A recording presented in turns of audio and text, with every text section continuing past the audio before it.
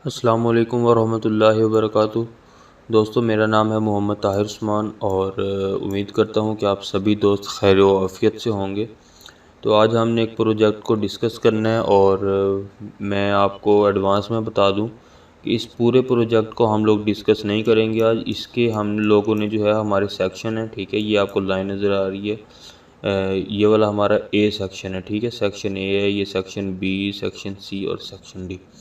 आपको मैं जो है इसकी कोई दूसरी पिक्चर दिखा देता हूँ जिसके अंदर हमारे पास इसका दूसरा सेक्शन जो है वो खुला हुआ है, ठीक है। तो दूसरा सेक्शन इसके अंदर मैं आपको दिखा देता हूँ जिसके ऊपर हमारी बाकायदा टैगिंग भी हुई हुई है। ये देखें, ये हमारे पास इसका सेक्शन ए है, ठीक है। सेक्शन ए को आज हम लोगों ने इसकी डिस्कस करना है। सेक्शन ए जो है वो इसका पावर का सेक्शन है, इसमें मैं आपको दिखा देता हूँ, ठीक है। ये देखें, ये हमारा पावर का सेक्शन है और पावर के सेक्शन के अंदर हमारे जितना भी काम है वो सारे का सारा होगा। वो होगा इसकी किस तरह से हम लोगों ने 220 वोल्ट एसी को पहले स्टेप डाउन करना है 12 वोल्ट में या 15 वोल्ट में, और उसके बाद हमने उसे रेगुलेटेड आउटपुट लेनी है, ठीक है। क्योंकि हम लोगों ने अपने इन आईसीज़ को चलाना है, आउटपुट वाले आईसीज़ को चलाना है, तो उसके लिए हमें रेगुलेटेड पावर सप्लाई चाहिए होती है। अगर हमारी सप्लाई रेगुलेटेड नहीं होगी तो हमारा वो काम अच्छे तरीके से नहीं होगा और हो सकता है कि हमारे आईसी ख़राब हो जाएं। यहाँ पे जो है वो हम लोग शुरू कर लेंगे अपने जो है सर्किट डायग्राम की मदद से, और साथ में ये सामने आपको मैं ये तस्वीर दिखा रहा हूँ।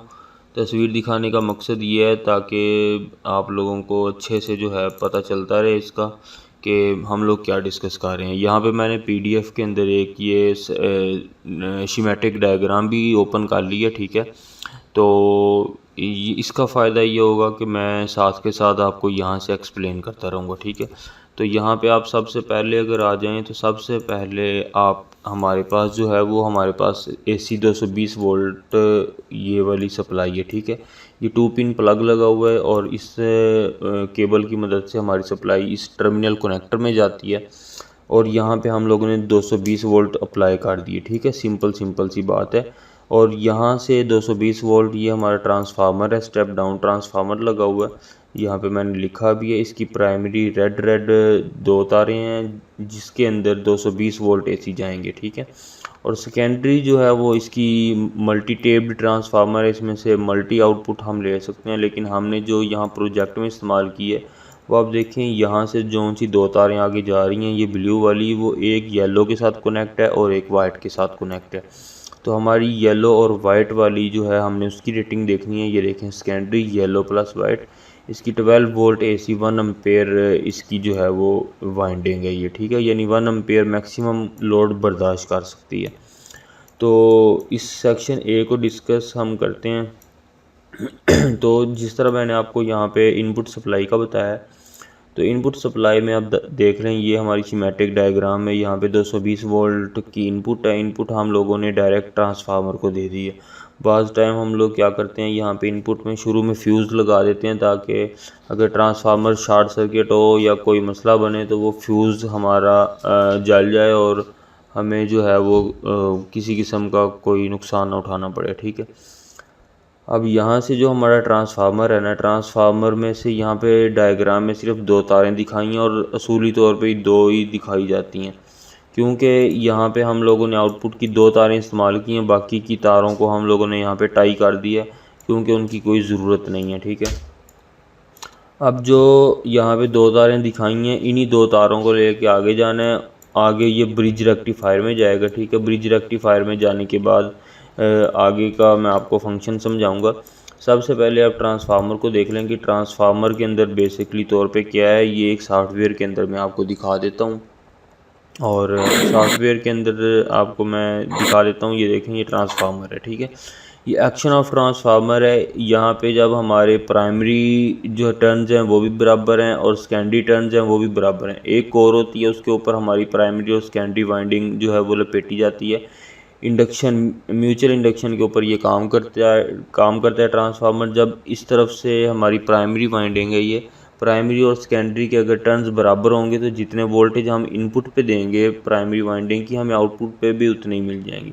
अगर मैं ये देखें ये बढ़ा देता हूँ, इसके टर्न्स बढ़ा दिए हैं और आउटपुट के टर्न्स उतने ही रह गए हैं, तो हमारे आउटपुट के वोल्टेज कम हो गए हैं। ठीक है, आउटपुट 72 वोल्ट्स पे आ गए हैं, इनपुट 120 ही है। ठीक है, ये देखें अब इनपुट 120 वोल्ट हैं और आउटपुट 51 वोल्ट हैं, क्योंकि हमारे प्राइमरी के टर्न्स ज़्यादा हो गए हैं। ये तो सिंपल एक ट्रांसफार्मर का था। तो हम लोगों ने अब आगे जो चीज़ देखनी है वो देखनी है हमारा जो यानी कि ये वाला पूरा सर्किट है, जिसके अंदर हम लोगों ने सबसे पहले क्या करना है, स्टेप डाउन ट्रांसफार्मर इस्तेमाल करना है। स्टेप डाउन ट्रांसफार्मर को हम लोगों ने प्राइमरी पे 220 वोल्ट मुहैया कर दिए। ठीक है, जब 220 वोल्ट दे दिए, इसने उसको स्टेप डाउन करना है और स्टेप डाउन करके 12 वोल्ट एसी प्रोड्यूस करने हैं। ठीक है, आपने याद रखना है ट्रांसफार्मर कभी भी डीसी पे काम नहीं करता, ट्रांसफार्मर हमेशा एसी पर काम करता है। तो ट्रांसफार्मर ने 220 वोल्ट को कन्वर्ट कर दिया 12 वोल्ट एसी में। ठीक है, और उसके बाद हम लोगों ने आगे लगा लेना है एक ब्रिज रेक्टिफायर। ठीक है, ब्रिज रेक्टिफायर इसे कहते हैं इसलिए कि इसका एक ब्रिज बना होता है 4 डायोड्स का, 4 सिलिकॉन के या जर्मीनियम के डायोड्स इस्तेमाल कर लिए जाते हैं। यहाँ पे हम लोगों ने ये देखें 1N4007 के रेक्टिफायर यहाँ पे इस्तेमाल किए हैं, मतलब रेक्टिफायर डायोड। और इनकी जो रेटिंग है 1N4007, अगर आप मुतालिया करेंगे इसकी डाटा शीट का तो आपको पता चलेगा ये 1 एम्पेयर और 1000 वोल्ट्स मैक्सिमम बर्दाश्त कर सकता है। तो ये वाले जो 4 डायोड्स हैं, ये देखें ये 4 डायोड्स की जो सेंटर है, ये वाले एसी के 2 पॉइंट्स होते हैं, इनकी सेंटर में हम लोगों ने एसी की इनपुट दे दी है। और ये जो 2 डायोड्स हैं, दोनों डायोड्स की जब हम लोगों ने कैथोड वाली तरफ मिलाई है तो ये फॉरवर्ड बायस में यहाँ पे काम करते हैं। जब एसी करंट यहाँ से इन 2 पॉइंटों से इस तरफ जाता है तो ये सिर्फ एसी वेव का जो एसी वेव होती है उसकी पॉजिटिव हाफ साइकिल को अगली तरफ कंडक्ट करता है। इन 4 डायोड्स में से 2 डायोड्स बैक टाइम काम करते हैं, यानी कि एसी की फ्रीक्वेंसी जब पॉजिटिव हाफ साइकिल होता है तो आपके ये वाले 2 डायोड्स काम करेंगे, और जब एसी अपने नेगेटिव हाफ साइकिल में आएगी तो फिर ये वाले 2 डायोड्स काम करेंगे। इसको भी मैं आपको एक सॉफ्टवेयर में दिखा देता हूँ कि किस तरह से ये जो है वो सारे का सारा काम हो रहा होता है। ठीक है, ताकि आप लोगों को ये अच्छे तरीके से क्लियर हो सके। और यहाँ पे मैं आपको दिखा देता हूँ। तो इसके अंदर जो है ना हमारे पास एक इस सॉफ्टवेयर के अंदर मौजूद है, जिसके अंदर हमारा जो है वो फुल ब्रिज बना हुआ है। ठीक है, यानी फुल वेव रेक्टिफायर बना हुआ है। ये देखें ये आगे डायोड एज रेक्टिफायर।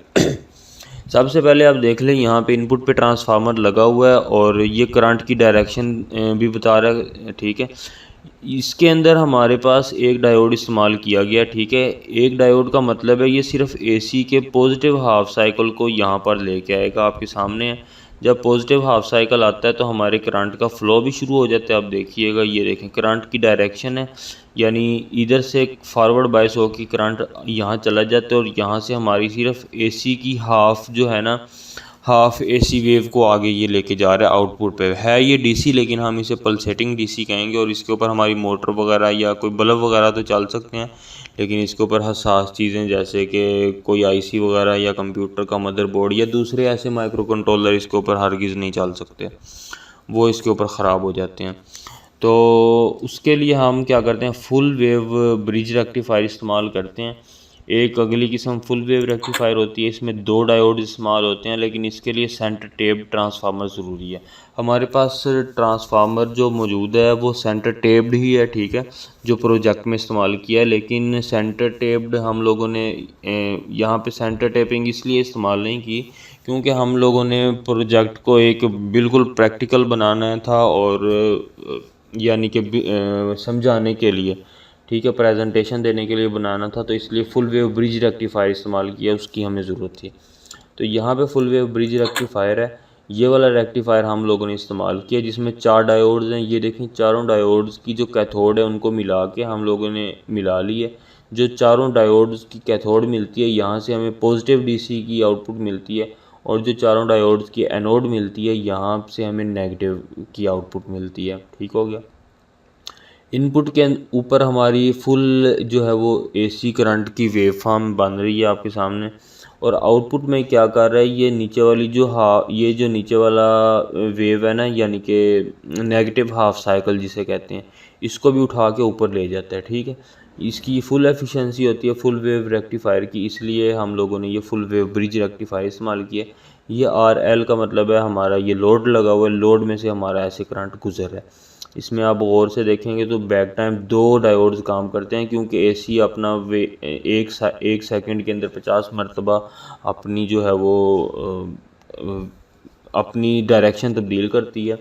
तो उस लिहाज से हमारा जो है ये डायोड्स बारी बारी अपना काम करते हैं। 2 डायोड्स पॉजिटिव हाफ साइकिल में काम करते हैं और 2 डायोड्स नेगेटिव हाफ साइकिल में काम करते हैं। इसीलिए 4 डायोड्स लगाएं, ताकि चारों मिलके काम करेंगे तो हमें पॉजिटिव हाफ साइकिल भी आउटपुट पे मिलेगा और नेगेटिव हाफ साइकिल भी आउटपुट पे मिलेगा। ठीक हो गया। अब हमारी जो अगला स्टेप है वो ये है कि हमारे ट्रांसफार्मर से जो सप्लाई है वो इन ब्रिज को इनपुट पे चली गई। ब्रिज को हमने 12 वोल्ट AC इनपुट दे दी। ब्रिज ने ये ब्रिज की पॉजिटिव की रेलिंग है, ठीक है, यानी पॉजिटिव बस बार भी आप कह सकते हैं, या पॉजिटिव तार भी कह सकते हैं, पॉजिटिव वायर भी कह सकते हैं। यहाँ पे हमारी पॉजिटिव आ गई, यहाँ पे नेगेटिव आ गई। ट्रांसफार्मर ने AC 12 वोल्ट दिए थे, इसने DC 12 वोल्ट यहाँ पे बना दिए हैं, लेकिन वो पल्सेटिंग DC 12 वोल्ट हैं, वो बिल्कुल खालिस नहीं है। उसको हम लोगों ने प्योर करने के लिए आगे एक कैपेसिटर इस्तेमाल किया है। यहाँ पे 10 माइक्रोफैरड लिखा हुआ है, लेकिन यहाँ पे आमतौर पे 1000 माइक्रोफैरड का या 680 माइक्रोफैरड का इस्तेमाल किया जाता है। हमारे लोड के हिसाब से होता है ये सारा। ये जो कैपेसिटर लगा है इसने इसको थोड़ा सा स्मूथ कर दिया, रिपल्स ख़त्म कर दिए AC में से, लेकिन 12 वोल्ट हैं क्योंकि, और जैसे जैसे सप्लाई के मेन वोल्टेज जो लाइन वोल्टेज होते हैं 230 वोल्ट, ठीक है, अगर वो आपके 230 की जगह 220 आएंगे या 210 आएंगे या कभी कभी 200 वोल्ट्स भी आ रहे होते हैं, तो हमारी आउटपुट भी मुतासिर होगी। जब यहाँ से हम 230 वोल्ट देंगे तो यहाँ पे हमें 12 वोल्ट आउटपुट पे मिलेंगे, लेकिन जब यहाँ पे 200 वोल्ट इनपुट पे देंगे तो आउटपुट पे हमें जो है वो 12 वोल्ट नहीं मिलेंगे, वो उसी हिसाब से कम हो जाएंगे, क्योंकि ये तो एक अपनी मुकर्रर रेशो पे काम करता है। उसी हिसाब से ये कम हो जाएंगे, वोल्ट्स कम होंगे तो हमारी आउटपुट मुतासिर होगी। इस सारे काम को रेगुलेट करने के लिए हम लोगों ने अपना एक ये रेगुलेटर इस्तेमाल किया, इसे DC रेगुलेटर कहते हैं। LM2596 इसका कोड है, ठीक है। तो हमारे पास जो सप्लाई है वो यहाँ डायोड्स से यहाँ पॉजिटिव पे पॉजिटिव आ जाती है, नेगेटिव पे नेगेटिव आ जाती है, और यहाँ पे DC सप्लाई आ गई। कैपेसिटर ने उसको फ़िल्टर कर दिया। फ़िल्टर होने के बाद हम लोग यहाँ पे इस्तेमाल करते हैं अपनी एक LED लाइट इंडिकेशन के लिए सिर्फ, ठीक है, यानी कि अगर हमारा अगले सर्किट में मसला बन भी जाए तो हमें पता चलता रहे कि हमारा यहाँ तक सर्किट ठीक काम कर रहा है, यहाँ तक सप्लाई आ रही है। रेड LED इस्तेमाल की है, ठीक है, आप यहाँ पे कोई भी कलर इस्तेमाल कर सकते हैं। LED को जलने से बचाने के लिए यहाँ पे हम लोगों ने एक 2.2 किलो ओम की रजिस्टर इस्तेमाल किया है। 1.4 वाट इसकी वैल्यू है, ठीक है, यानी करंट कैरिंग कैपेसिटी इसकी 1.4 वाट है। और ये आप इसके कलर बैंड देख सकते हैं, रेड रेड रेड, ये 2.2 किलो वाट होता है। यहाँ पे हम लोगों ने LM2596 का मॉड्यूल इस्तेमाल कर लिया। तो LM2596 मॉड्यूल को जब हम लोग इनपुट देते हैं यहाँ से, तो इसकी आउटपुट हम यहाँ से, ये एक वेरिएबल रजिस्टर लगा होता है, आप इसे वेरिएबल रजिस्टर कह लें या पोटेंशियोमीटर भी आप इसे कह सकते हैं। इसको घुमा के छोटे पेचकस की मदद से, छोटे स्क्रू ड्राइवर की मदद से इसे घुमा के आप इसकी आउटपुट को एडजस्ट कर सकते हैं। याद रखना है कि इस मॉड्यूल को हम लोगों ने जितने वोल्ट्स इनपुट पे दिए हैं, आउटपुट हम उससे कम ले सकते हैं। ऐसा नहीं होता कि आप यहाँ पे 12 वोल्ट की इनपुट दे दें, आउटपुट आपकी 12 वोल्ट से ऊपर चली जाए, ऐसा नहीं हो सकता। आपने यहाँ पे 12 वोल्ट की इनपुट दी है तो आउटपुट आपकी 12 से नीचे रहेगी। आपने इस पोटेंशियोमीटर को घुमाकर इसके वोल्टेज फिक्स कर लेने हैं। हमने, क्योंकि ये देखें यहाँ पे आपको दिखा दूँ, हमने अपना आगे ICs को ऑपरेट करना है, मोशन सेंसर को ऑपरेट करना है, तो हमें जो आउटपुट वोल्टेज दरकार है वो 5 वोल्ट दरकार है। तो हमने इस पोटेंशियोमीटर को घुमा के, ये देखें ये पोटेंशियोमीटर लगा हुआ है, इसे घुमा के हम लोगों ने 5 वोल्ट पे फिक्स कर लिया हुआ है। ये हमारे पास ब्रिज रेक्टिफायर लगा था, ठीक है। ये देखें, ये ब्रिज रेक्टिफायर है, यहाँ से हमारा पॉजिटिव आता है, यहाँ से नेगेटिव आता है, और यहाँ पे हमने ये कैपेसिटर लगा रखा है, और यहाँ पे एक रेड एलईडी है, और ये देखें 2.2 किलो ओम की रजिस्टर है। जो कुछ मैंने आपको ये पीडीएफ में दिखाया है यहाँ पे स्क्रीन पे, सेम वही चीज़ मैं आपको प्रैक्टिकली दिखा रहा हूँ, क्योंकि हम लोगों ने प्रैक्टिकली सेम वैसे का वैसा ही डिज़ाइन किया था। यहाँ पे हमारी पॉजिटिव नेगेटिव आउटपुट इस टर्मिनल ब्लॉक में आ गई, और यहाँ से हमारे इस LM2596 मॉड्यूल को चली गई। जो आउटपुट है वो हमने 5.10 पे सेट की है। अगर आपको 5 वोल्ट आउटपुट चाहिए तो आप 0.10 ऊपर उसमें शामिल कर लें। उसका फ़ायदा ये होता है कि आपकी थोड़ी तारें लेंथी हो जाएंगी, तो आपको वोल्टेज ड्रॉप का सामना नहीं करना पड़ेगा एंड्स पर, ठीक है। प्रोजेक्ट 2-3 फुट अगर लंबा हो और वहाँ पे आपकी कोई तार सिल्वर की एक मिसाल इस्तेमाल हो, या ज़रूरी नहीं है कि सिल्वर ही हो, कॉपर भी हो, तो थोड़ा सा वोल्टेज ड्रॉप आ जाता होता है। उस वोल्टेज ड्रॉप को ख़त्म करने के लिए हम लोगों ने 5.10 वोल्ट पे आउटपुट को सेट कर लिया। ये हमारा सेक्शन ए था। सेक्शन ए का काम था कि ट्रांसफार्मर ने सप्लाई को वापडा की सप्लाई को 220 वोल्ट इनपुट लेकर उसे आउटपुट 12 वोल्ट एसी पैदा किया, ठीक है।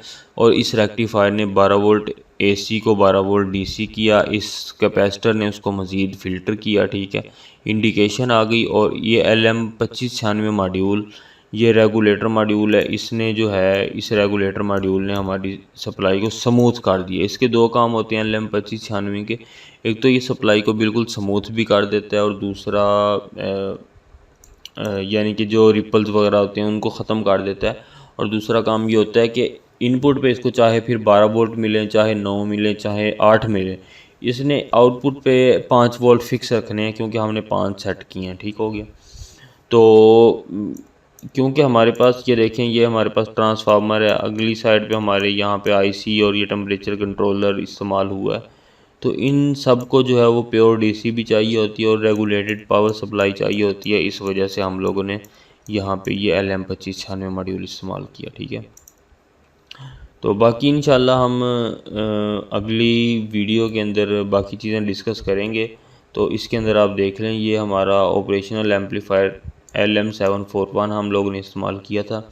इन्हीं सारी चीज़ों को सप्लाई देने के लिए हम लोगों ने ये पीछे सेक्शन ए बनाया था, जो आपके साथ अभी डिस्कस किया है। तो अगला सेक्शन हम अगली वीडियो में डिस्कस करेंगे। तब तक के लिए इजाज़त चाहता हूँ। अपना बहुत सा ख्याल रखिएगा। अल्लाह हाफिज़।